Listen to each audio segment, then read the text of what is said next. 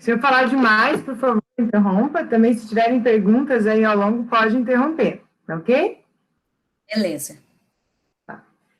Então, assim, a ideia é a gente falar um pouquinho de prebióticos, probióticos e simbióticos. A Thaís já me falou também que vocês já tiveram aula com o Ricardo, né, o professor Ricardo, e eu aprendi muito com o Ricardo também, tive o prazer de trabalhar com ele quando ele estava no doutorado, eu também estava no doutorado. Então, eu trouxe aqui alguns conceitos que talvez já estejam bem fundamentados para vocês. Então, eu vou passar talvez um pouquinho mais rápido ali no início, para a gente poder falar um pouquinho mais dos trabalhos, né, das evidências. Aí também, se tiver qualquer dúvida, vocês me interrompem, ok? O Ricardo, só para dizer, o Ricardo é o professor da Universidade Federal da Grande Dourados, que apresentou no Congresso, no último dia do Congresso de Nutrição, sobre a microbiota intestinal e obesidade, tá, pessoal? Só para vocês, né, recordarem. Perfeito, então. Tá, então, né, trazendo aqui esses conceitos, o que é pré-biótico, né? Então, ele traz como conceito que é compostos que não são digeríveis pelo trato gastrointestinal humano, e ele passando pela essa parte superior, ele vai chegar, então, à região do cólon para ali nessa região ser fermentado. Fermentado por que tipo de organismo, então, né? Por bactérias que têm algum efeito benéfico. Então, para ele ser considerado pré-biótico, ele tem que, a partir dessa fermentação, já no intestino, ele produzir também efeitos benéficos ao hospedeiro. Então, do último consenso que definiu pré-bióticos, alguns compostos alimentares, algumas fibras alimentares, eles saíram dessa classificação, porque não tem evidência de efeitos benéficos. Então, novamente, pré-biótico ele tem que passar pela parte de digestão, né, do estômago, início do intestino, de forma parcialmente íntegra, né, sem ser hidrolisado na sua totalidade, para que esse resíduo seja, então, fermentado na porção do cólon. E tem duas grandes classes, né, de pré-bióticos. Então, a gente tem os frutanos do tipo inulina e os galactoligosacarídeos. Dos frutanos do tipo inulina, ganham destaque, que são mais estudados, as frutoligosacarídeos, que são chamados de FOS, oligofrutose e a inulina. Os principais alimentos, fonte desses compostos, desses prebióticos, são pães, tanto integral como pão branco, e aqui eu gosto de chamar a atenção que a gente, enquanto nutricionistas, nós trabalhamos com alimentos, né, e não com substâncias isoladas, na sua maioria das vezes, e é o objetivo principal do trabalho, o alimento. Então, quando eu falo de pão branco, aí, como uma fonte de prebiótico, a gente não está falando que é uma fonte adequada para indicar consumo, mas eu estou trazendo a informação que ele também tem prebiótico, então a gente não pode desconsiderar. Então, a gente sabe que o pão integral, por vários fatores, ele é mais indicado, mas o pão branco, ele também, pelo trigo em si, né, pelo grão, ele já tem também prebióticos. Daí, frutas como melancia, laranja, alguns biscoitos também, outros vegetais como aspargos, batata yacon, chicória e vários outros também são ricos nesse tipo de fibras, nesse tipo de prebióticos, desculpa. E o galactoligosacarídeo, eles são presentes em grande quantidade em leites, principalmente o leite humano. Né? Então, enquanto nutricionistas, quando a gente recomenda a amamentação, né, o aleitamento materno, a gente já inicia também com esse alimento a oferta de prebióticos para a criança, né, para o bebê. Então, é a principal fonte o leite humano. Então, aquele consenso que eu tinha mencionado para vocês, publicado em 2017 na Nature Review, ele traz essa classificação do que é considerado, então, pré-bióticos. Então, nós temos as substâncias, os alimentos que são fermentados por micro-organismos presentes na microbiota intestinal, né, no hospedeiro, e também substâncias que afetam essa constituição da microbiota. Então, nós temos ali, naquela segunda linha, os pré-bióticos, daí entram ácidos graxos, tanto poliinsaturados, como também leite humano, ali as fibras, oligosacarídeos, fosinulina, compostos fenólicos, que alteram e são considerados também prebióticos, alteram a microbiota e também são fermentados pelos micro-organismos presentes na microbiota. E entre as fibras dietéticas, que está ali no centro, a gente tem aquelas que são realmente fermentadas em quantidade suficiente para produzir aquelas substâncias que vão ser consideradas benéficas ao hospedeiro, ao indivíduo, e fibras alimentares que têm uma fermentação muito baixa. E que daí, nesse consenso, já entra na classificação de não probióticos, não pré-bióticos, desculpa. E também entram proteínas, algumas gorduras que não ácidos graxos, poliinsaturados, também os probióticos, né? Então, não são separados o que vai fazer a fermentação e o que é utilizado como substrato, e antibióticos e vitaminas. Então, são substâncias que não vão interferir nesse processo de fermentação a nível intestinal, a nível de cólon. Então, essa é esse consenso publicado em 2017. E neste mesmo consenso, eles trazem alguma situação de saúde ali na primeira coluna dessa tabela, e quais são os pré-bióticos mais utilizados, né, mais observados em estudos publicados, até essa data de 2017. E traz também as referências. Então, vocês buscando este estudo na íntegra, vocês conseguem buscar cada um deles também. Então, doenças metabólicas, como obesidade, sobrepeso, diabetes tipo 2, síndrome metabólica, dislipidemia, inflamação.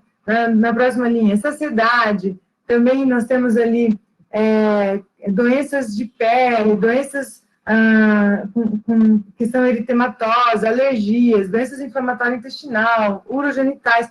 Então, assim, é uma lista grande de situações de saúde e que alguns estudos já vêm mostrando que o uso de prebióticos pode trazer benefícios. Eles podem ser utilizados, né, como coadjuvante no tratamento. E probióticos? Então, probióticos são os micro-organismos que colonizam essas regiões do intestino humano e que têm ação benéfica, então, que promovem a ação benéfica para o hospedeiro. Então, a gente sabe que alguns micro-organismos, algumas bactérias, podem trazer efeitos adversos. Então, para ser classificado como probiótico, ele tem que ter também essa ação benéfica. Então, como critérios para um produto, né, ser considerado probiótico, ele tem que ser resistente às secreções gastrointestinais. Então, como ele tem que passar pelo trato gastrointestinal superior, né, estômago, com pH bastante ácido, ele precisa resistir e passar com um número de micro-organismos viáveis até o cólon intestinal. Capacidade de aderência, né, então tem que ser capaz de sobreviver na mucosa gastrointestinal, aderir nessa região. Com essa aderência, ele vai se tornar, então, competitivo pelo sítio. Então, nós temos um espaço limitado, que é o cólon, e nessa região a gente vai ter, com certeza, um espaço limitado de micro-organismos. Quando eu tenho micro-organismos benéficos ali naquela região, eles competem por espaço com micro-organismos que poderiam ser potenciais patogênicos. Então, obviamente, não podem ser patogênicos, nem produzir substâncias tóxicas ou efeitos adversos que sejam significativos. E aqui é muito interessante, porque toda vez que a gente pensa em qualquer substância para a gente utilizar como coadjuvante num tratamento, ou para manutenção da saúde, né? Não está tratando nada, mas está mantendo o indivíduo saudável. Eu tenho que considerar efeitos adversos que podem limitar o uso. Porque uma pessoa, quando vai fazer o uso de determinada substância, ela vai pesar, pode ser como nós, né? Pesar o benefício e a exposição, né? O risco-benefício daquela utilização, daquele produto. Então, se para utilizar, por exemplo, um pré-biótico ou um probiótico, a quantidade para ter um efeito benéfico é muito grande, e daí eu já começo a ter muito efeito adverso, dificilmente eu vou ter aderência a esse uso, a esse tratamento, por um período longo. Então, também, para ser probiótico, ele não pode ter efeitos adversos significativos. O produto deve conter também células viáveis, né, que sejam, que tragam esse benefício. Então, quando ele é comercializado como cápsula, ele tem que garantir isso, e também compatível com a matriz, né? Então, quando a gente, por exemplo, quer falar do uso de kefir fora do ambiente de pesquisa, onde se faz controle e análise de cada amostra, a gente não consegue garantir que aquele produto, após preparo de várias sementes, né, de muitos preparos, ele vai estar compatível com a matriz. Então, para ele ser classificado como probiótico, poder ser comercializado como tal, a gente tem que ter essa garantia também. Tá? Novamente, não estou falando, assim como o pão branco, não estou falando que o kefir é um produto que não deve ser recomendado. Apenas que para a gente classificar ele como probiótico, eu teria que ter essa garantia de que, mesmo depois de várias replicações daquela matriz, eu ainda garanto a mesma composição. E o simbiótico, então, é a união desses dois, né? Então, eu tenho compostos que unem a associação do pré-biótico com o probiótico. Em quantidade adequada desses produtos, eles vão conferir, então, efeitos benéficos ao indivíduo que está fazendo o consumo, né? Ao hospedeiro, onde a gente está induzindo tanto probiótico quanto pré-biótico, o consumo. Então, ele vai, os efeitos benéficos, inibir o crescimento de bactérias patogênicas, então, eu já tinha mencionado anteriormente, preservar a função da barreira epitelial, então, epitelial e intestinal. Por quê? Quando a gente mantém um equilíbrio de bactérias benéficas, eu mantenho a proteção tanto da mucosa como das ligações entre as células, que formam a primeira barreira epitelial, né, do intestino, e com isso a gente preserva também essa barreira. Né? Então, essas células, elas apresentam uma permeabilidade que é adequada para o processo de absorção, mas ela tem que manter essa permeabilidade seletiva. Quando ela perde essa capacidade, ela permite que proteínas muito grandes atravessem essa barreira e podem gerar processos inflamatórios, ou que micro-organismos também consigam migrar, e isso vai gerar um processo inflamatório inicialmente local, e depois ele pode ser sistêmico. Regeneração tecidual também, ele promove esse benefício. Regulação do metabolismo lipídico e glicêmico, então algumas bactérias mais que outras promovem esse metabolismo, essa fermentação, e com isso a utilização de energia, de alimentos que sem essas bactérias não seriam aproveitadas, né? Elas seguiriam como resíduo do bolo alimentar. Controle de peso, a gente vai ver que alguns estudos também trazem esse benefício. Imunorregulação, então, quando eu tenho uma proteção da barreira intestinal, eu estou permitindo que aquela barreira que é fisiológica atue de forma adequada, então, com isso, eu também estou protegendo o meu organismo. E quando a gente tem a promoção de um sistema imune controlado, sem tantas oscilações, aquela inflamação crônica que fica perpetuando no indivíduo, quando a flora está com desbiose, a gente mantém essa regulação imunitária eficiente. E também neuroregulação, que é uma coisa que vem sendo estudada mais recentemente, mas que já tem bastante estudo, e que mostra essa conversa intestino-cérebro, né? Então, como que a modulação a nível intestinal, que a gente acaba visualizando como algo até um pouco mais externo, né, palpável, pode promover uma regulação a nível de sistema nervoso central.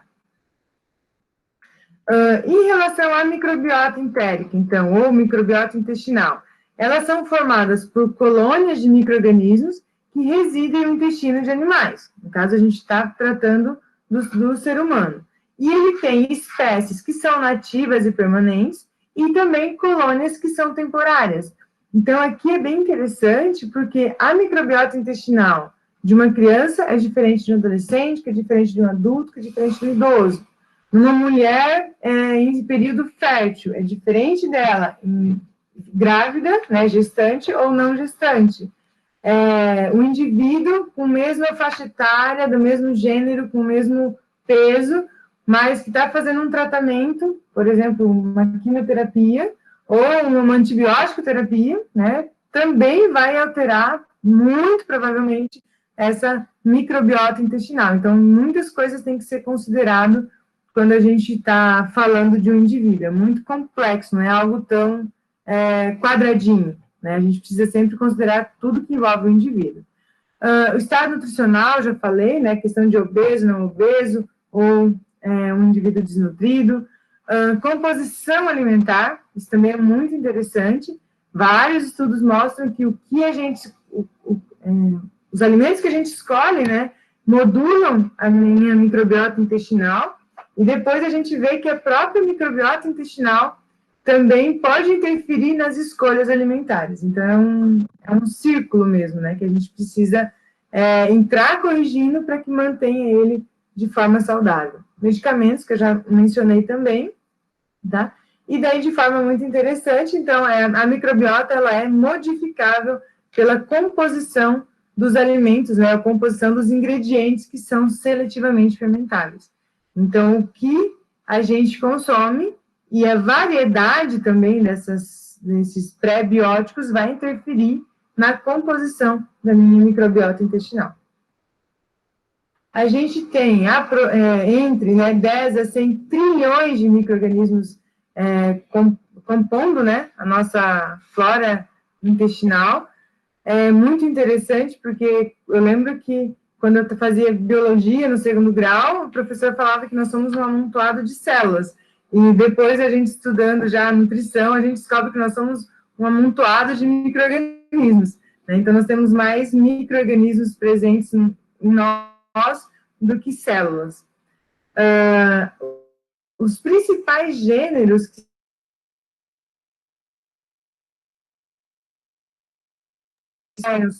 trouxe alguns para vocês aqui. Mas é interessante que, mesmo com essa variedade de gêneros que existem, que são estudados, praticamente eles são de 5 filos, de 5 grupos, né?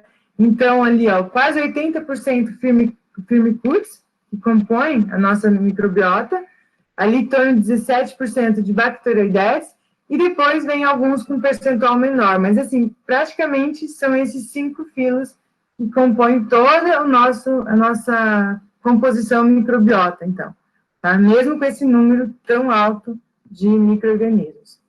E aqui eu trouxe a Dory ali do filme para a gente relembrar, que a gente costuma esquecer essa classificação que a gente aprende lá no segundo grau, né? Só porque eu trouxe essa tabelinha, eu peguei desse site, calendário oficial, porque eu gostei da forma como ela apresentou, ela trouxe o homem, uma alface, uma planta, e um exemplo de bactéria, né, a E. coli.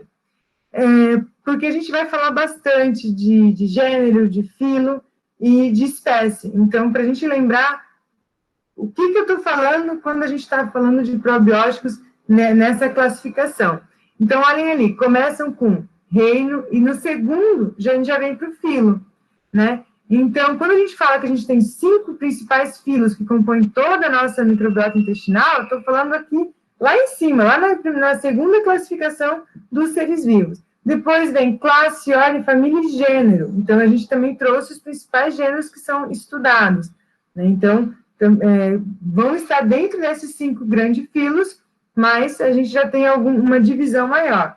E a gente vai ver que depois a gente tem espécie, e dentro de cada espécie, que ainda não consta aqui, a gente ainda tem cepas. Então, toda vez, na nutrição, quando a gente for ler um trabalho que fala da utilização de probióticos, de pré-bióticos ou simbióticos, em uma situação, uma determinada situação de saúde, ou uma situação de doença, ou um tratamento, a gente sempre tem que atentar para a informação do que está sendo utilizado. Qual prebiótico, qual probiótico. Na maioria das vezes já vem informação de espécie e cepa, porque uma determinada espécie, uma determinada cepa, ela pode ter um efeito benéfico em uma situação que não necessariamente vai se repetir em uma outra situação. Então, a gente precisa sempre olhar todos os estudos com um olhar bastante crítico para avaliar isso, e a gente não sair sugerindo que aquele resultado vai se replicar em qualquer outra situação. Então, na ciência, né, e na saúde, a gente vê bastante especulação, né, sobre produtos, sobre resultados, e a gente realmente queria que tivesse mais evidências, e às vezes a gente força um pouco essas evidências, a gente tem que ter muito cuidado na nossa fala, principalmente como profissionais formados, que daqui a um tempo vocês serão, e a gente tem que resguardar, né, essa confiança na ciência que a gente precisa manter, tá? Em relação às funções, então, da microbiota intestinal, como a gente começa pela função macro, né? Então, pela questão de barreira mesmo. Então, resistência à infecção por competição direta. Então, como eu tinha falado antes, como as bactérias vão colonizar, bactérias benéficas, probióticos, colonizam essa região, elas vão competir com bactérias que teriam potencial efeito patogênico. Proliferação também e diferenciação dos enterócitos. Então, os enterócitos, que são as células que compõem a nossa primeira camada de barreira do epitélio intestinal, a formação adequada, benéfica da flora intestinal vai auxiliar que esses enterócitos tenham uma proliferação e diferenciação de forma adequada também. Desenvolvimento do sistema imunitário associado à região entérica, o GALT, extração de energia, então, eu comentei um pouquinho antes, né, principalmente glicídica e lipídica, então tem essa fermentação de compostos alimentares que passaram sem hidrólise pelo estômago e com uma flora intestinal adequada, com uma microbiota saudável, ele vai promover essa fermentação e, com isso, promoção e extração de energia também. E nessa extração de energia, a gente tem principalmente alguns ácidos graxos de cadeia curta, como o acetato, propionato e butirato. Então, são também os que mais ganham destaque pelas suas propriedades. Então, quais são as principais? Substrato energético, tanto para os micro-organismos, então, para essas mesmas bactérias continuarem se proliferando e mantendo a flora intestinal saudável, como os próprios enterócitos. Então, eles são utilizados como fonte de energia para as nossas células também da barreira intestinal. Com isso, garante ali a diferenciação e proliferação adequada dessas células. Motilidade intestinal, então, também promove a manutenção adequada dos movimentos intestinais, para que a gente tenha um trânsito intestinal adequado. Modulação da inflamação, então, normalmente, quando se fala de microbiota intestinal, a gente começa falando de inflamação, porque é uma das primeiras situações identificadas.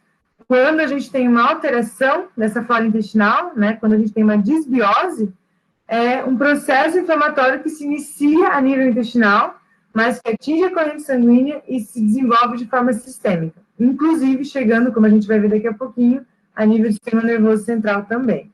E cicatrização. Então, essas são as principais propriedades desses ácidos graxos que são produzidos, então, a partir da fermentação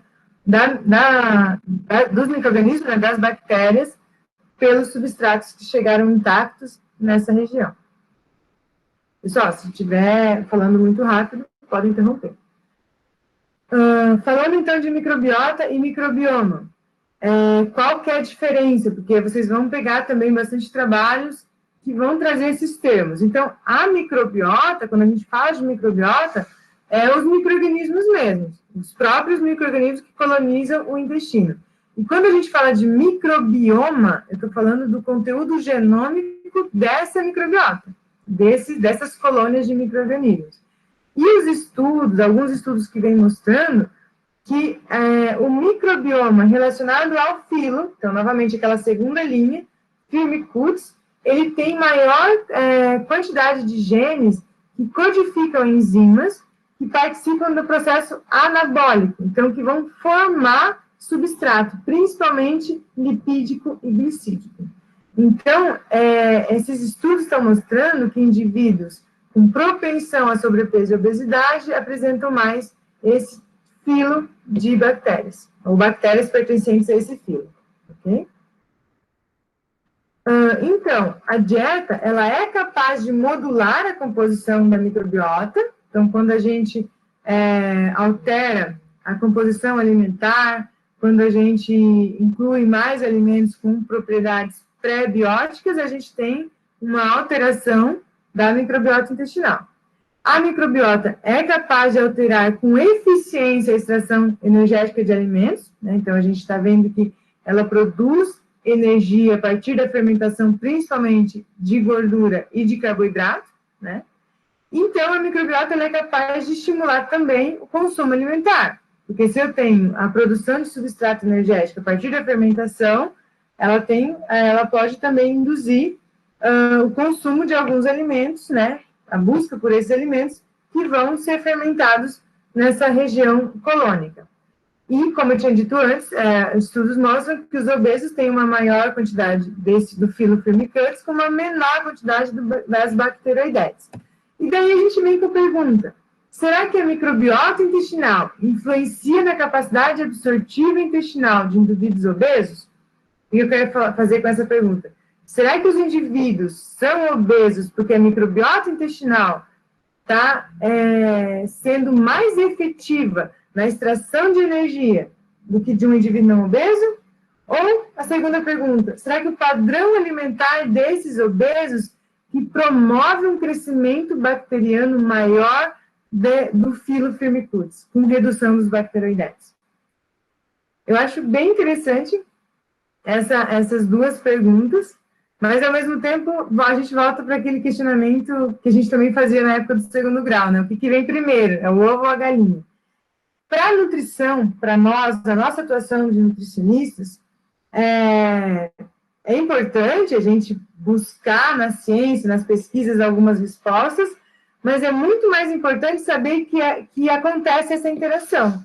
Se o indivíduo já está em situação de obesidade, saber se o que trouxe a obesidade para ele é uma microbiota alterada, que foi mais eficiente na extração de energia, ou se as escolhas alimentares que fez com que ele tivesse esse tipo de microbiota, não é tão relevante do que saber que o que eu posso alterar hoje no consumo alimentar dele vai modificar essa microbiota, e modificando essa microbiota, eu mudo a sua capacidade de obter energia de alimentos.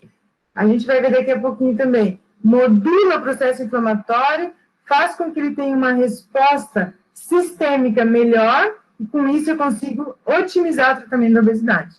Então, é importante saber essas respostas a nível de ciência e de pesquisa, mas para a nutrição, o mais importante é saber que, modulando a nível intestinal, eu consigo contribuir no tratamento da obesidade. Ok?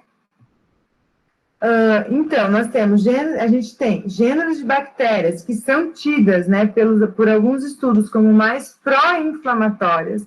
Então, entram ali bacteroidetes, que a gente acabou de ver que estava reduzido, né, no obeso. Então, olha só, ela é pró-inflamatória, então ela não é tão boa assim se a gente aumentar tanto, né? Mas tem várias outras também, que são mais anti-inflamatórios, né? Então, entram ali, ó, bifidobacterium, lactobacillus, que a gente também ouve muito e lê muito lá nos rótulos de alguns alimentos, tidos como probiótico ou simbiótico. E o que é muito importante é que a ação de algumas bactérias, chamadas, então, classificadas como gram-negativas, produzem uma endotoxina, então, uma substância tóxica, que é chamada de LPS, que é o lipopolissacarídeo. E ele é absorvido pelo nosso intestino, né, pela barreira intestinal, e ele é altamente pró-inflamatório. Então, muitas vezes, quando vocês estiverem lendo também alguns estudos sobre pró, pré ou simbiótico, eles vão fazer a dosagem desse LPS a nível sanguíneo, para saber também como que está a produção dessa endotoxina pela flora intestinal, pela microbiota intestinal. Aqui eu quis trazer só para informar um pouquinho do filo Firmicutes e do Actinobacterium. Nós temos, então, os gêneros Lactobacillus e Bifidobacterium com uma série de espécies que vêm sendo estudadas em várias situações diferentes de doença. E daí a gente chama a atenção, porque eu tinha falado antes, que o efeito dos probióticos, eles são específicos para a espécie e específicos, inclusive, para cada cepa. Então, quando a gente lê um estudo, é muito importante se ater a qual espécie, a qual cepa que esse estudo está trabalhando. E, claro, né, qual situação, porque se eu estou falando de um indivíduo em situação de obesidade, que talvez está ali com sedentarismo, eu não posso simplesmente querer transcrever esses resultados para um indivíduo atleta, né, ou desportista que seja. Então, a gente precisa ter muita atenção a isso também. Aqui, só para relembrar, a constituição, né, da nossa barreira intestinal. Então, a gente tem o lume intestinal, que é por onde passa, né, o bolo alimentar. A gente tem a camada de muco, né, que é onde vai começar a aderência da microbiota intestinal. E a primeira camada de células, né, que constitui o epitélio, que são os enterócitos. Então, em situação normal, eles têm uma justa posição que garante uma seletividade para permeabilidade dessa barreira, né, do que vai entrar, do que vai sair, o que vai ser absorvido, como vai ser absorvido, o tamanho dessas moléculas, né? E quando a gente tem a alteração dessa permeabilidade, a gente tem um processo inflamatório induzido logo na sequência. Então, aqui ilustrado, ali a gente tem várias células inflamatórias, né, algumas citocinas, alguns marcadores inflamatórios que vão estar sendo produzidos. E eles são produzidos de forma natural, continuamente, mas num nível que garante uma defesa do hospedeiro, né, do indivíduo. Quando a gente tem uma alteração na microbiota intestinal, numa situação de desbiose, essa quantidade de produção de mediadores inflamatórios e migração celular altera também e gera, que é o classificado do processo inflamatório. Aqui a gente consegue visualizar. Ali a gente tem algumas situações que podem fazer essa alteração, então, olha, como a gente já falou antes, a gestação, ou menopausa, estresse, proteínas dietéticas, infecção, alergias alimentares, toxinas. Então, várias situações que podem alterar essa permeabilidade entre as células da barreira intestinal, né, dos nossos enterócitos, que podem, então, produzir inflamação, doença, resposta autoimune, né, que pode vir a ser uma doença autoimune, má absorção, deficiência de alguns nutrientes, e no primeiro item ali, ele traz também o rompimento, né, ou parcialmente quebra da barreira hematoencefálica. Então, como eu atinjo a via sistêmica, né, chega para a circulação, esse processo inflamatório, ou essas substâncias inflamatórias, elas podem chegar a todo o organismo. E chegando na barreira hematoencefálica, que protege, né, o nosso encéfalo, ele também pode alterar essa barreira e, com isso, fazer com que esse processo inflamatório que começou lá a nível intestinal chegue também a nível encefálico. Então, agora trazendo um pouquinho de algumas hipóteses e evidências de alguns estudos que a gente encontra na literatura.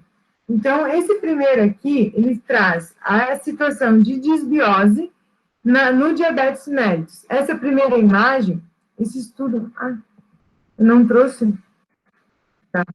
Não lembro agora, 2012, dali, embaixo o ano de publicação. Ele traz aqui uma disbiose com aumento da LPS, que eu tinha falado para vocês anteriormente, que num diabetes tipo 2, ele vai promover a nível hepático, lipogênese, inflamação, estresse oxidativo e cirrose. A nível de tecido adiposo, inflamação, infiltração de macrófagos, né, trazendo mais células inflamatórias para a região, que daí aumenta aquela dificuldade de circulação desse tecido, e estresse oxidativo também. E a nível muscular, inflamação. Em todas essas regiões, então, a resistência à insulina. Então, a gente vê que um processo de desbiose, através do aumento de LPS circulante, pode promover, então, a resistência insulínica em vários órgãos e tecidos, e com isso induzir uma situação característica do diabetes tipo 2. E, ao mesmo tempo, ele traz que bactérias benéficas podem vir a atuar com esse filamento SFB, atuar junto com células T, que são células de defesa, né, imaturas, fazendo com que elas se maturem a T helper 17, tipo de células de defesa, né. E esses linfócitos, eles caracterizam um efeito protetor ao diabetes tipo 1. Então, ao mesmo tempo que em situação de desbiose eu posso ter um favorecimento ao surgimento, né, do diabetes tipo 2, uma manutenção de uma microbiota saudável, eu posso ter produção de efeitos ou de substâncias e células que podem proteger ao desenvolvimento do diabetes tipo 1. Então, também é uma informação bastante interessante. Quis trazer para vocês também um pouco do que a gente pesquisou na minha tese de doutorado. Então, a gente utilizou como situação obesidade mórbida. Esses indivíduos, eles foram suplementados com prebióticos ou simbióticos, e nós avaliamos marcadores que também são observados, alterados em situação de estresse, principalmente ansiedade e depressão. Então, essa imagem aqui, que a gente fez na tese, ela traz não resultados da própria tese, mas resultados da busca, né, da revisão bibliográfica. Como a imagem já é bastante densa, eu acabei não trazendo as referências aqui. Mas só para a gente ilustrar como que a gente observa esse circuito, tá? Então, vamos começar ali no intestino, acontecendo a disbiose com alteração de substâncias que são marcadores inflamatórios, né? Então, aumento de PCR, de L1-beta, de L6, de TNF-alfa, a gente tem uma situação que, a nível sistêmico, vai estimular as adrenais, lá em cima no as adrenais, a aumentar a produção de cortisol. O aumento da produção de cortisol, ele, lá no hipotálamo, a nível encefálico, ele pode estimular o aumento da produção do hormônio liberador de corticotropina, que vai aumentar a produção de ACTH, que vai estimular a própria adrenal a produzir mais cortisol. Então, aqui já gera um ciclo. Esse ciclo, primeiro aqui, ele se chama o eixo hipotálamo-pituitária-adrenal. Então, eu tenho essas três estruturas, hipotálamo, hipófise e adrenal, sendo retroalimentadas, né, ou coalimentadas por um processo que pode ter começado por um processo inflamatório intestinal, pela disbiose, ok? O cortisol, além disso, também pode estimular a tireoide, aumentar a produção de T4, só que, ao mesmo tempo, o cortisol inibe a conversão do T4 e T3. E o T3, deixa eu só pegar uma água aqui. Só um minutinho.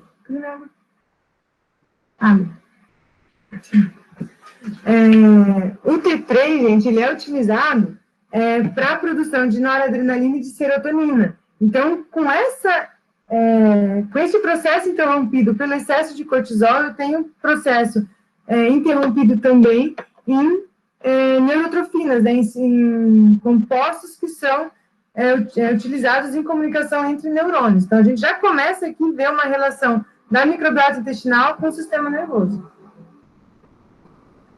Ok.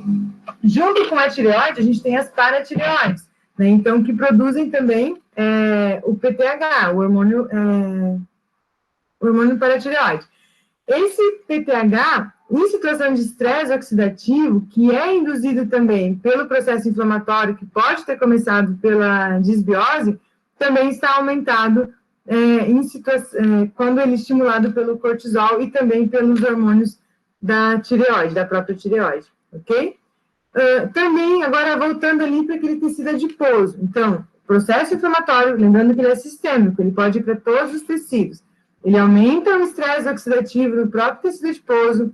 A gente observa a redução de vitamina D, que também contribui para o aumento da PTH, e redução de B12 e de ácido fólico, que também podem influenciar na redução da produção da noradrenalina e da serotonina, além de interferir na permeabilidade da barreira hematocefálica, que a gente tinha falado um pouquinho lá atrás.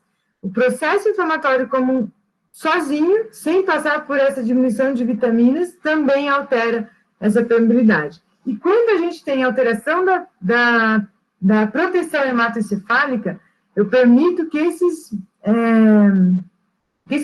mediadores inflamatórios, mesmo que essa inflamação sistêmica atinja áreas que são bastante vitais, né? Então, comunicação neural, áreas encefálicas que estão protegidas por essa barreira, que justamente não era para ter migração de tantas células inflamatórias, começam a estar mais permeável.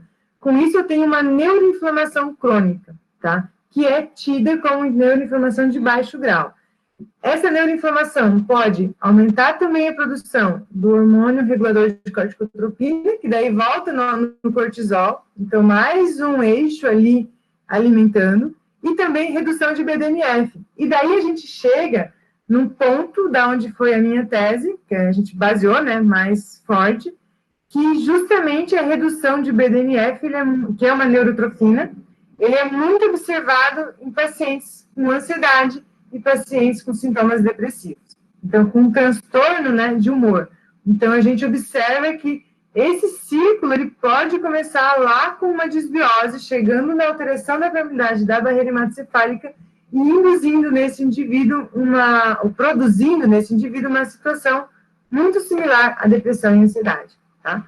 Além disso, esse processo inflamatório, agora voltando lá para baixo na imagem, ele também pode alterar a produção de leptina e grelina, que são nossos hormônios que regulam fome e saciedade, e com isso também promover uma resistência hipocampal, né? E essa resistência, ela pode ser também alimentada pelo excesso de cortisol e também auxiliar nessa manutenção do BDNF reduzido.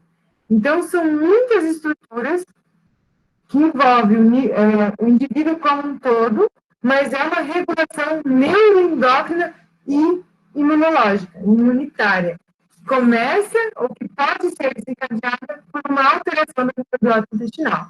Então, isso aqui foram vários links que nós fomos fazendo a partir de muitos estudos que foram publicados, e que daí a gente, a partir disso, quis investigar o indivíduo com sobrepeso e obesidade, quando suplementado, se a gente teria alteração nesses marcadores, né? E daí a gente volta para aquela questão anterior lá do que vem primeiro, o ovo ou a galinha. Então, o que vem primeiro é o indivíduo obeso, e pela sua situação social, estou falando de indivíduos obesos mórbidos, que às vezes têm dificuldade de locomoção, que não conseguem entrar num transporte público, que tem dificuldade para passar numa porta que tem aquele controle de catraca. Esse indivíduo, essas situações todas, altera sua emocionalidade, pode trazer uma situação de estresse, de ansiedade, de depressão, ou é um indivíduo que já com uma flora intestinal alterada, tem uma propensão a sintomas depressivos e ansiosos, que pode daí gerar uma compensação com hábito alimentar irregular, que gera obesidade.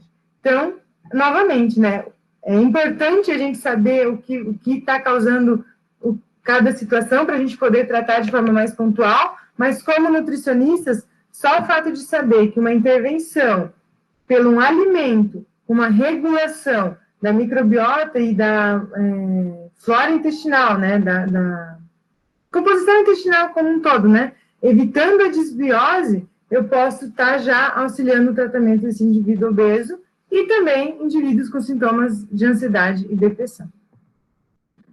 Esse aqui é um estudo publicado em 2017, que ele trata sobre a microbiota, a composição da microbiota e o estresse, e ele traz para a gente ali nessa imagem vários marcadores inflamatórios e outros marcadores também, como a CCK, outros hormônios, que vão interferir tanto na composição da microbiota, como nessa comunicação intestino-cérebro, e que ele acontece preferencialmente pelo nervo vago.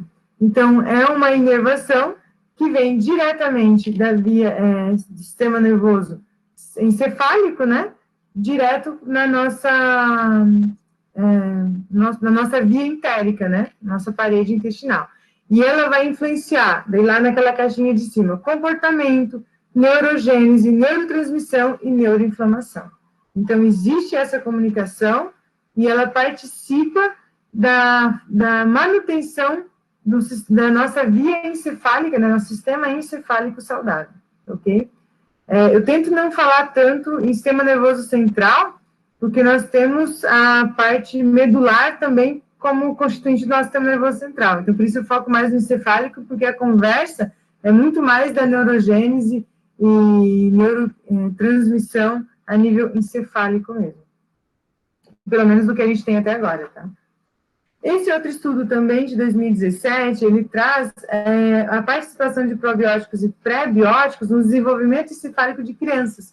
Então, é muito interessante, porque, olha só, ele traz também informação ali naquele primeiro quadrinho à esquerda, do nervo vago, do sistema imune, né, que pode estar sendo modulado com citocinas, quimiocinas, neuropeptídeos, né, como a gente tinha falado antes, da serotonina, da noradrenalina, hormônios, né, então a CCK que foi mencionado, leptina, inverina, o próprio cortisol e microbiose intestinal.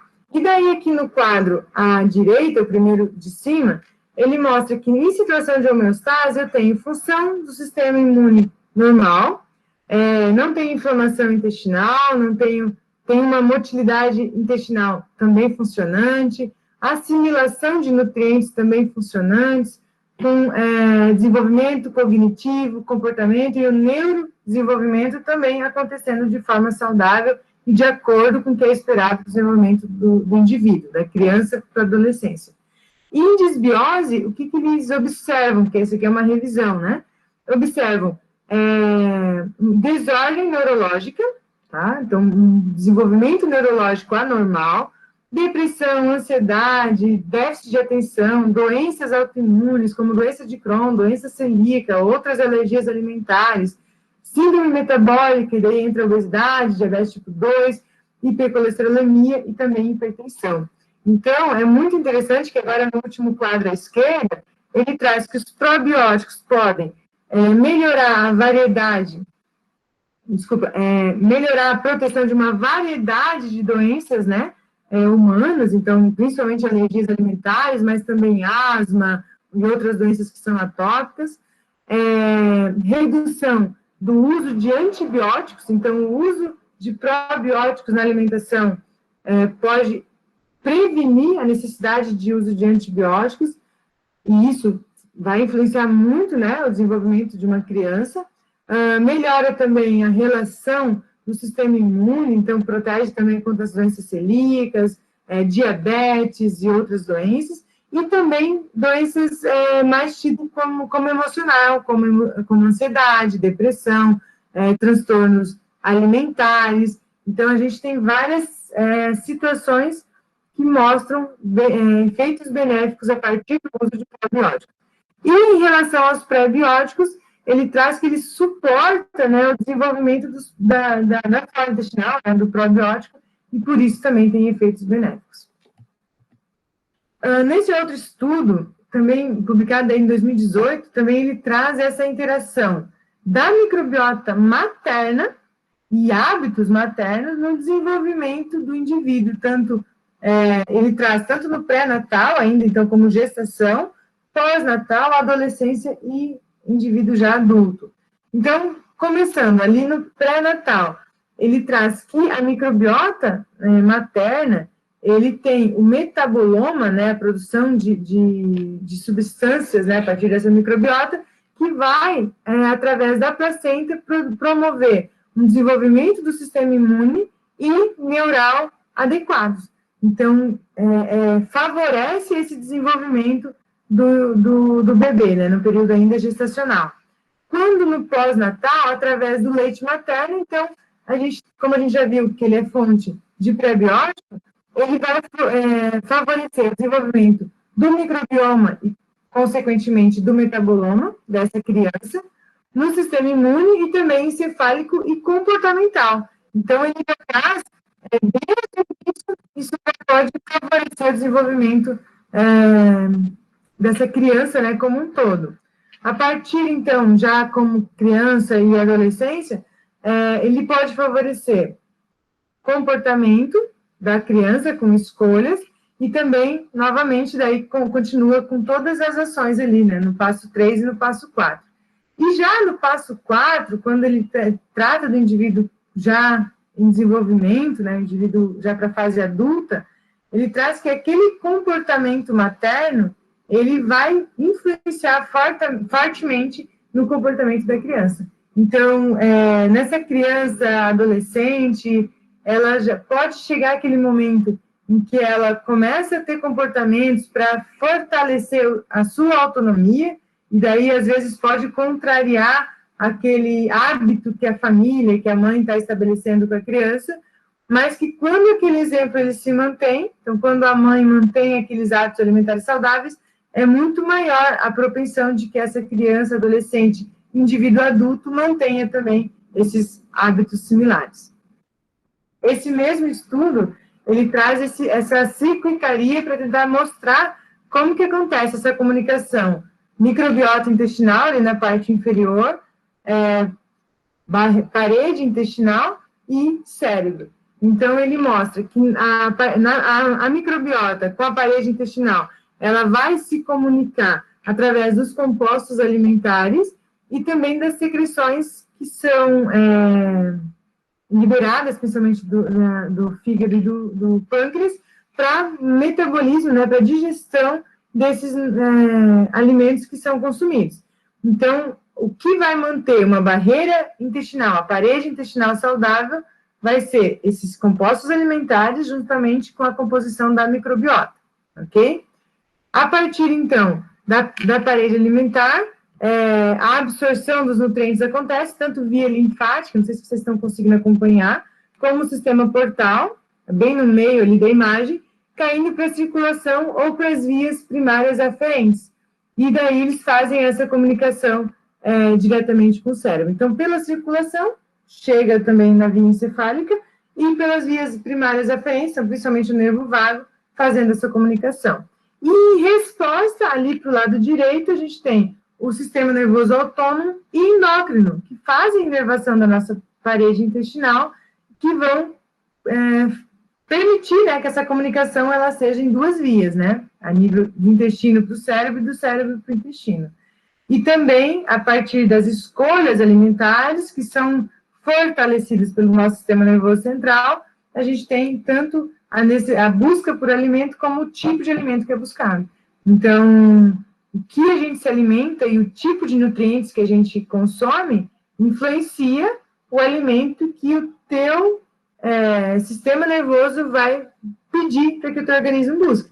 Então, aquela pessoa que tem o hábito de consumo de alimentos com alta carga energética, ele provavelmente vai te acostumar, ele vai criar como se fosse até uma característica de vício para a busca de mais alimentos que têm essa alta carga energética. Então, por isso que a gente tem que estimular sempre o consumo de alimentos que sejam mais saudáveis, mais completos e ricos em nutrientes, para que essa busca, a nível mesmo de sistema nervoso, se mantenha mais próximo desse saudável, tá? Então, aquela situação que o indivíduo, quando ele saiu do que era tido como saudável, do plano alimentar, às vezes ele quer chutar o balde. Não, você saiu em uma refeição e você retoma na próxima, porque você está alimentando essa comunicação, intestino-cérebro. E essa necessidade que o teu cérebro vai buscar, vai ter por mais alimentos saudáveis ou com alta carga energética. Ali do lado esquerdo, ele traz fígado, nossa tecido adiposo branco, tecido adiposo marrom, músculo e pâncreas, que também, a partir dos nutrientes que são absorvidos, vão promover sinalização que vai chegar via sistêmica também para o cérebro, que vai demandar mais produção de energia e, com isso, mais necessidade de secreção biliar e pancreática a partir do nosso consumo. Então, é uma interação bastante complexa, mas que acontece microbiota, parede intestinal e cérebro. Tá tudo certo, pessoal? Vocês estão me ouvindo bem? Tá aí? Sim, tô escutando. É um silêncio completo, eu acho que eu estou falando sozinha. Não, é assim mesmo, amiga. A aula remota é mais ou menos assim. Tá bom, então vamos lá. Eu estou quase finalizando, tá? Esse outro estudo aqui foi publicado em 2018, que é de um grupo de pesquisadores e professores aqui da UFSC.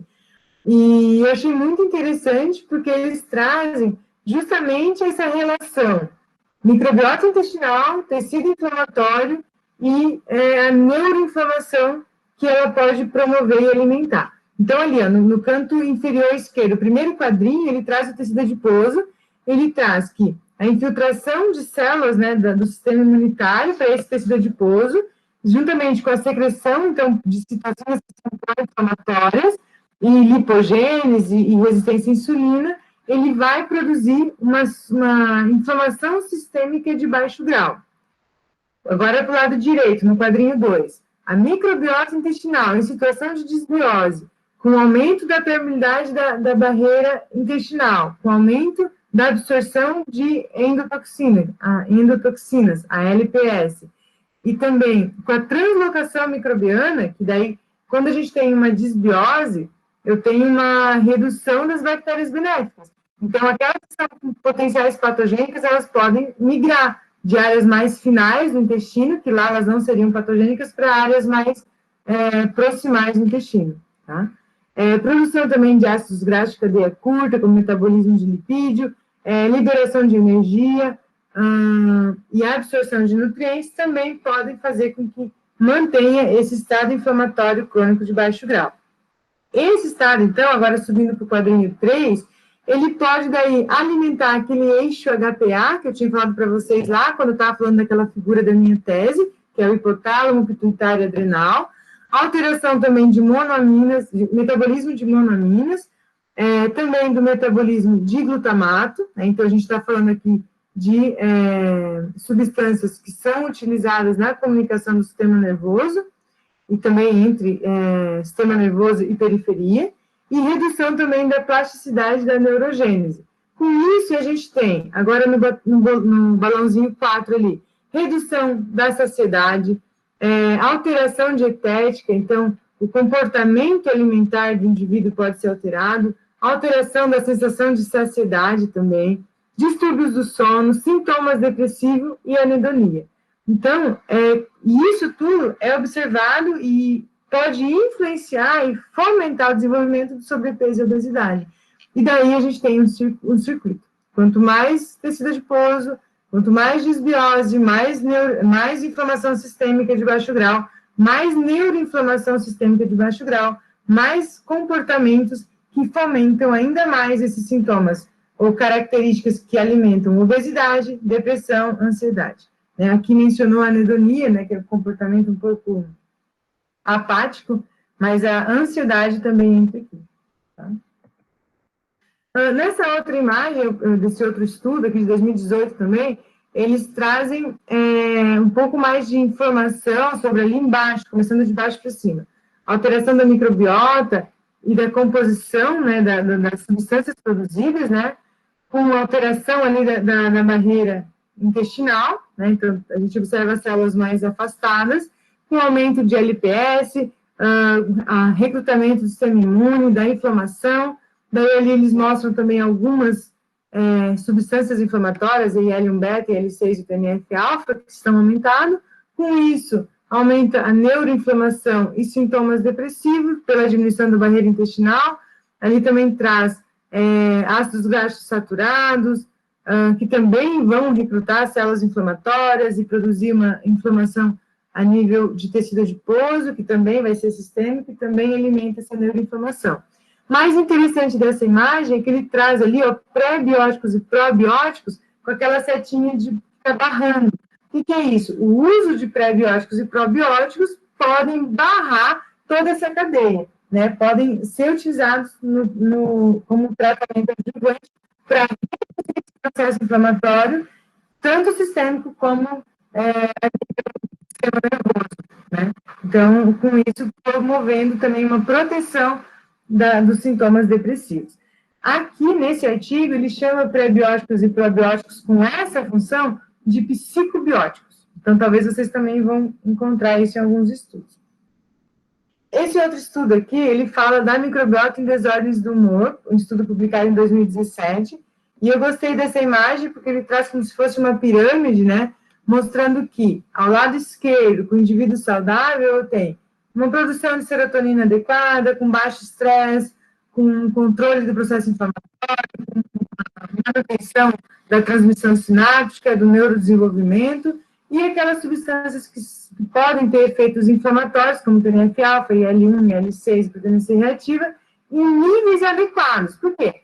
São substâncias que são produzidas pelo nosso organismo para defesa. Então, com qualquer infecção, a gente tem qualquer invasão do organismo, a gente tem a liberação de mediadores inflamatórios para defesa. Mas em situação de desbiose, eu tenho ela exacerbada, então em grande quantidade, e daí a gente tem um problema no organismo. Então eu vou ter, agora começando lá de cima, do lado direito, um comportamento tipo ansioso, um comportamento tipo depressivo, anormalidades também motoras, como esse quer estudo com animais, a diminuição do comportamento exploratório, que em animais isso pode estar associado com comportamento tipo depressivo. É como se o animal não tivesse interesse em explorar o ambiente em que ele está. Déficit de memória, redução da BDNF, que a gente também, que eu trouxe lá naquela imagem da minha tese, né? E o processo inflamatório, que muitas vezes ele é de baixo grau, mas ele é crônico. Então, ele fica ali se mantendo e incomodando o funcionamento normal do organismo, tá? Como pontos positivos dos probióticos no cérebro, a gente tem a melhora dessa resposta neural, também no eixo sistema intestino-cérebro, eles começam a conversar de forma mais harmônica. Tanto também tem a ação importante no hipotálamo, né, que a gente viu que influencia a liberação de cortisol, e esse eixo, né, hipotálamo, pituitário e adrenal também. E daí ali embaixo ele traz alguns exemplos, né, de alguns probióticos utilizados em algumas situações ali de depressão e ansiedade. Também é um estudo bastante interessante para quem quiser depois buscar mais informações. Eu trouxe aqui, né, a apresentação do estudo como um todo. Esse aqui é um estudo também de 2017, e ele traz a utilização de ácidos graxos de cadeia curta, pré-bióticos e simbióticos em situação de inflamação. Então, ele avaliou principalmente indivíduos com sobrepeso, com diabetes tipo 2 e algumas outras situações. Como ele misturou, nesse estudo, ele traz nas tabelas a cada situação de doença de forma separada. Então, o que ele observa nessa imagem aqui? Que lá no primeiro, em obesidade, e em outras situações, não teve diferença. Esse aqui é um gráfico de revisão, de meta-análise, né? Então, aquele diamante preto ali, ele está mostrando o resultado para cada situação. Mas no diabetes tipo 2, que é o segundo diamante, ele teve redução dos sintomas. Então, ele teve resultado significativo. Então, observou que a utilização desses compostos, né, teve efeito benéfico na situação de diabetes tipo 2. Aqui, ele traz, novamente, agora, deixa eu só... Primeiro, ele estava falando, eu acho que é do probiótico. Isso. E aqui ele primeiro era o probiótico versus a proteína C reativa. Daí agora esse segundo é com a interleucina 6. Exato. E na interleucina 6, obrigada, Thais. E na interleucina 6, ele está também reduzindo a situação de diabetes. Então, ele está mostrando que para esse marcador, na diabetes teve redução, enquanto que para os outros, ali, aqui ele está comparando os saudáveis com outras situações, não teve essa redução. Aqui, o pré-biótico com o TNF-alfa, né? Então, também no diabetes tipo 2 ele observou redução, né, desse marcador, enquanto que nos demais não. E nessa tabela aqui, ele traz para cada um dos marcadores, né, o número de indivíduos, quantos foi do grupo experimental e controle, para o uso do oligosacarídeo e do polissacarídeo. Então, ele traz também um resumo aqui para cada uma desses marcadores. Então, são marcadores que são muitas vezes investigados para avaliar se a gente está tendo uma redução do processo inflamatório, ou manutenção, ou um aumento, né? E ele, nesse estudo, trouxe a investigação tanto de ácidos graxos de cadeia curta, como os probióticos e os simbióticos. Nesse outro aqui, foi uma revisão, que foi um dos artigos publicados como parte da minha tese, né? A gente publicou ele agora, no início desse ano, 2020, e aqui a gente avalia a suplementação de pré-bióticos com o hormônio, né, a grelina. Isso aqui foi uma revisão também sistemática com meta-análise. Então, aqui o diamante, ele não conseguiu observar a redução significativa para a grelina, e o mais interessante é que a gente fez esse estudo, a busca foi até, se não me engano, meados de 2018. Então, talvez de 2018 para cá, né, 2019, já está com quase 2 anos, já passou de 2 anos, a gente pode ter surgido mais estudos, mas na época tinham só 3 estudos. Então, apesar de a gente já falar muito sobre pré-biótico, simbiótico, probiótico, ainda não tem tantos estudos para a gente poder fazer essa análise e saber se realmente tem esse efeito. Alguns demonstram, outros não. Pode observar que o terceiro ali, ó, ele cruza bem a linha de nulidade, né, que é a linha 0. Aqui a gente já tinha mais estudos, porque daí ele está avaliando o pré-biótico na concentração de PCR, né, da proteína C reativa. E aqui a gente observou que no primeiro grupo ali, ó, que a gente fez com um período de suplementação menor que 30 dias, a gente não conseguia observar uma redução significativa. Mas quando o período foi superior, ele já observou redução. E é muito interessante, porque esse período superior, gente, ele não passou de 45 dias. Então, quando a gente mantém esse uso por um período um pouco mais prolongado, a gente já consegue perceber efeitos benéficos. E aqui a gente está falando de efeitos estatísticos, né? Quando a gente está atendendo um indivíduo em consultório, que é mais qualitativo, às vezes a gente percebe muito antes, né? Não precisa ter ainda um período tão prolongado.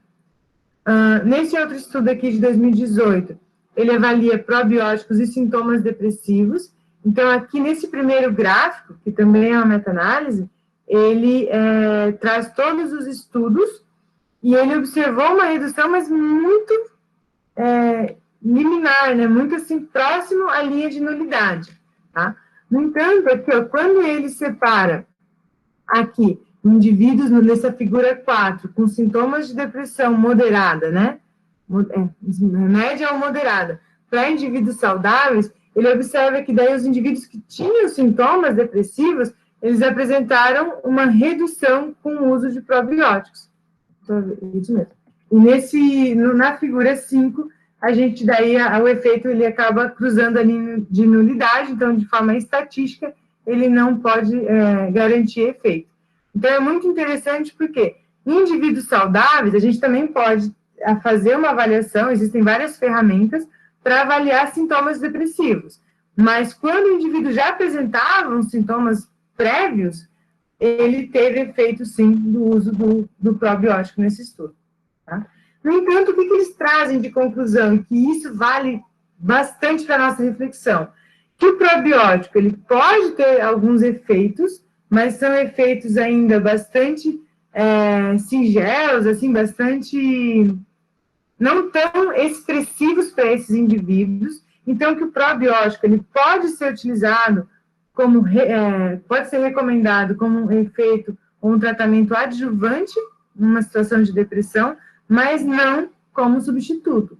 Então, sempre quando a gente vai utilizar essas substâncias para tentar prevenir alguns sintomas ou melhorar um processo inflamatório, ele é um adjuvante ao tratamento que o indivíduo já está fazendo. Né? Ele não entra aqui como um substituto, porque ele não traz ainda evidências de uma resposta tão efetiva como o tratamento tradicional. Bom, era isso que eu tinha para trazer para vocês. Espero que não tenha me delongado demais. E agradeço muito aqui a oportunidade que a Thaís abriu para nós, para a gente conversar, e fico agora à disposição para esclarecer dúvidas que tenham surgido. Tá bom? Dai, muito obrigado pela aula incrível. Eu achei sensacional você trazer os artigos científicos, porque como os alunos, eles estão no início, né, e eu sempre falo assim, o que o professor dá na sala de aula é apenas uma parte, né, então, o aluno, ele tem que ter essa curiosidade, ele tem que buscar leituras de livros, artigos, enfim, para se antenar mais a fundo do que há mais do que a gente passa na sala de aula. Então, ficar estudando apenas por slide é algo que, infelizmente, não vai fazer da pessoa bom profissional. O bom profissional se diferencia exatamente nisso, na busca incessante e incansável de ler artigos, de ler trabalhos diferentes, e que nos fazem mais críticos. Essa é a grande questão. Porque às vezes a gente fica acreditando no que a blogueirinha X, o blogueirinho Y falou, e aí por que a gente acredita nisso? Porque a gente não é crítico. Então, tem várias situações que acontecem que eu falo, eu não sigo, os nutricionistas que eu sigo são meus amigos da minha graduação, da pós-graduação, e alguns alunos que se formaram, mas eu já vi tanto nutricionista, né, aleatório, que eu nunca vi na vida, mas falando tanta tanta coisa ruim e errada, que eu prefiro, assim, não, nem, eu acho, assim, triste, na verdade, porque mostra que parece que é uma pessoa que só estudou por slide, ou nem isso. Então, essa questão de você trazer bastante estudo é importante para eles, né, para os alunos, buscar também artigos científicos. Não, pode começar pelos artigos em português, para quem não entende muito inglês, mas é bom se desafiar também, né, no inglês, porque, infelizmente, né, a maioria das publicações, mas com uma qualidade melhor, está publicado na língua inglesa. Então, a gente consegue ser mais crítico quanto mais a gente lê. E essa é um ponto bastante importante, né, da discussão hoje, né, além, né, de todo o conhecimento, de todo um resumão que você deu a respeito de pré, pró e simbióticos, inclusive na parte comportamental, né, então, muito obrigada mesmo, muito obrigada. Pessoal, algum aluno quer fazer alguma pergunta? Aproveitem a Daiane, né, doutora em neurociências, nutricionista, e que trabalhou muito tempo com pré, pró e simbiótico, e que trabalha com aplicabilidade, né, desses compostos, inclusive escrevendo artigos científicos importantes, né, para revistas importantes. Então, quiser fazer qualquer pergunta a respeito desse tema, é a hora, ok? Podem perguntar.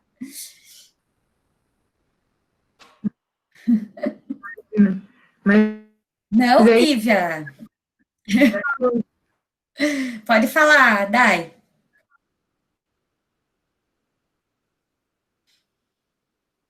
Ah, agora parou aqui. Agora, deu uma travada aí Dai, não estou conseguindo te escutar. Mas é porque travou, tá travando sua internet, eu acho.